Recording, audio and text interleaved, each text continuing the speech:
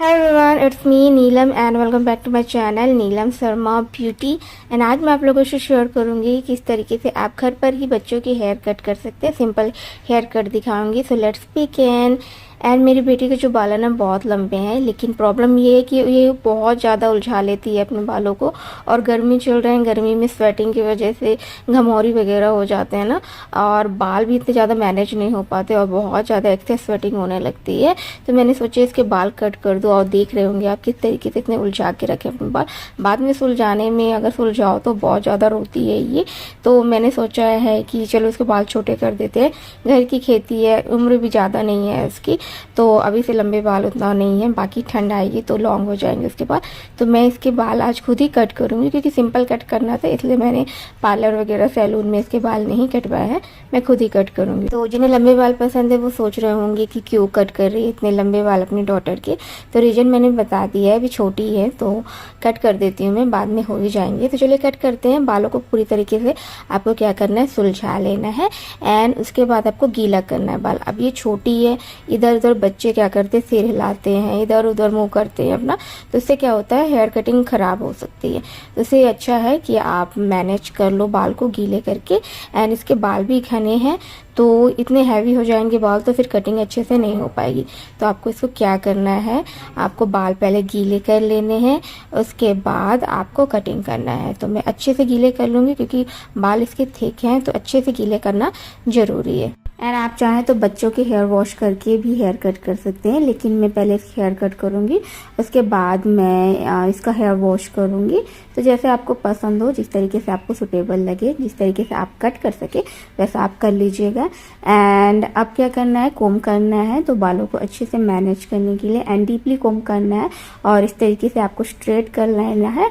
And मैं ये बता रही हूँ कि हमेशा मैं बोलती हूँ कि जब आपको बाल कट करने हो ना, तो डायरेक्ट जितनी लेंथ चाहिए उस हिसाब से नहीं कट करना, उससे नीचे करना है, 1-2 इंच आपको नीचे ही कट करना है। एंड सीजर चलाते वक्त आपको ध्यान रखना है कि आप जो सीजर चला रहे हैं ना वो कंटिन्यूसली चलाते जाए, आपको रुकना नहीं है। डर तो लगता है कि कहीं टेढ़ा मेढ़ा ना कट जाए, बट आपको रुकना नहीं है। सीजर आपका चलाते जाना है, चलाते जाना है। आपको ऐसा लगेगा कि टेढ़ा कट रहा है, बट टेढ़ा कटेगा नहीं। लेकिन आप जैसे सीजर रोक के फिर से अगेन वहाँ पर बाल डालेंगे एंड कट करने की कोशिश करेंगे तो वो टेढ़ा हो जाएगा। तो ये मैंने कट कर लिए हैं इसके बाल नीचे से, एंड मुझे अब यहाँ तक लेंथ चाहिए। तो अगेन मैं फिर से कट करूँगी। एंड सीजर आपको बालों की थिकनेस के अकॉर्डिंग लेना है। बाल ज़्यादा थिक हैं तो थोड़े हैवी साइज के एंड शार्प आपको लेने हैं सीजर। एंड बाल पतले हैं अगर तो आपको छोटे साइज के ले सकते हैं आप। तो अगेन मुझे अब जितनी लेंथ चाहिए बालों की उस हिसाब से मैं कट करूँगी। बाल गीले हैं अगर तो आपको ध्यान देना है कि हमेशा जितने आपको लेंथ चाहिए ना उससे नीचे कट करें, क्योंकि बाल जब सूखेंगे ना तो वो छोटे हो जाएंगे, ऊपर की साइड चले जाएंगे। तो जब बाल गीले होते हैं ना तो उसकी लेंथ भी ज़्यादा लगती है। तो जब बाल गीले हों आपको कट इतना करना है जितना आपको चाहिए, उससे थोड़ा सा आपको नीचे करना है। तो बराबर वो सूखने के बाद बराबर हो जाते हैं एंड आपको जितनी लेंथ चाहिए उतनी लेंथ मिल जाती है। तो सीजर सेम आपको चलाते रहना है कंटिन्यूसली जब तक बाल कट नहीं जाते हैं, रुकना नहीं है। ये चीज़ स्पेशली आपको ध्यान रखना है। तो ये बाल कट कर लिए हैं मैंने। छोटे बड़े जो थोड़े बहुत जो रहते हैं बाल जिन्हें आपको सेट करना रहता है, तो उसके लिए आपको क्या करना है, बच्चों के जो बाल हैं उन्हें 20 से डिवाइड करना है। आप सेंटर से जब बाल डिवाइड करेंगे ना तो बाल पीछे से क्या होंगे, पूरी तरीके से सेट हो जाएंगे, एक बराबर हो जाएंगे। तो आप उन्हें फिर सेट कर सकते हैं। तो हमने बाल तो कट कर लिए हैं, लेकिन अब इन्हें सेट करना है हमें। तो बालों को सेट करने का सिंपल मेथड यही है कि आपको बाल 2 सेक्शन में डिवाइड करने हैं एंड अच्छे से कोम कर लेना है, फ्लैट कर लेना है बालों को। एंड आप चाहें तो अगेन आप वाटर स्प्रे कर सकते हैं अगर बाल ड्राई हो गए हैं, लेकिन बाल जो है वो गीले ही होने चाहिए। तो अब हम देख रहे हैं कि आपने जो इस साइड पे है, आप देख रहे होंगे कि थोड़ा सा जो बाल है ना वो लॉन्ग है, सिर्फ उस साइड पे लॉन्ग है।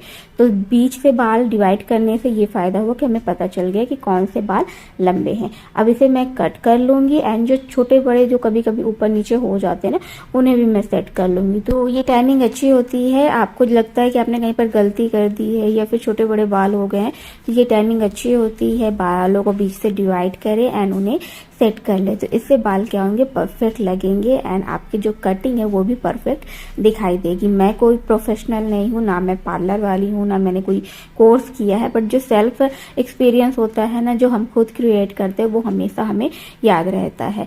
तो बस मैंने भी इस तरीके से अपने बाल, बच्चों के बाल है जो बच्चे के, वो मैंने कट किए हैं। एंड मुझे याद रहता है, और मुझे जब भी मुझे लगता है कि इसके बाल लंबे हो गए हैं या अनमैनेज हो गए हैं तो मैं कट कर लेती हूँ। तो ये हो गई हमारी हेयर कटिंग कंप्लीट। एंड मैं अब इसके हेयर वॉश करूँगी। हेयर वॉश करने के बाद मैं इसे सेट करूँगी।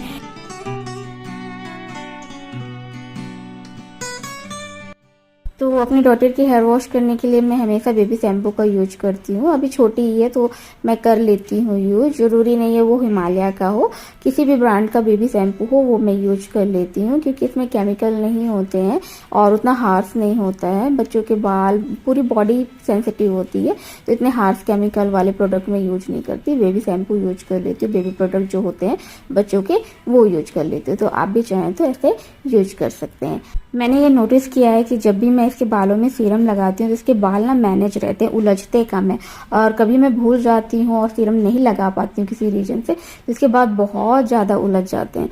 तो बालों में सीरम लगाने के लिए हल्का सा मैंने इसे ड्राई कर लिया है एंड सीरम अप्लाई कर रही हूँ। सीरम अप्लाई करने से मैंने बताया बाल नहीं उलझेंगे। तो अगर आपके भी बच्चों के बाल लंबे हैं तो आप सीरम जरूर लगाएं हेयर वॉश करने के बाद एंड कोम करें।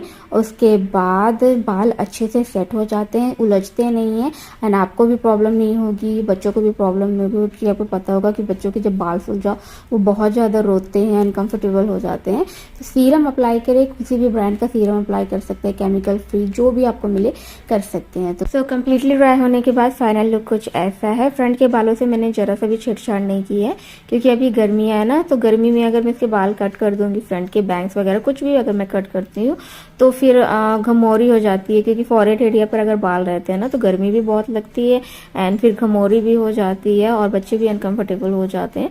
तो इस तरीके से बाल रहेंगे तो आप एक चोटी, दो चोटी कैसे भी बनाना चाहो, कैसे भी हेयर स्टाइल करना चाहो बच्चों के, आराम से हो जाते हैं। बहुत खुश है ये। एंड ये भी बोल रही थी बहुत दिनों से कि मेरे बाल कट कर दो, मुझसे मैनेज नहीं हो रहे हैं ऐसे वैसे। तो मैंने चलो सोचा कि चलो कट ही कर देते हैं। और इतनी लेंथ सही है बच्चों के बालों के लिए, बाद में आगे चलकर अगर मुझे चाहिए होगा तो विंटर का मौसम सही रहेगा। एंड होप आप लोगों को ये वीडियो अच्छी लगी होगी। Thanks for watching, bye bye. And channel को लाइक शेयर सब्सक्राइब करना ना भूलें।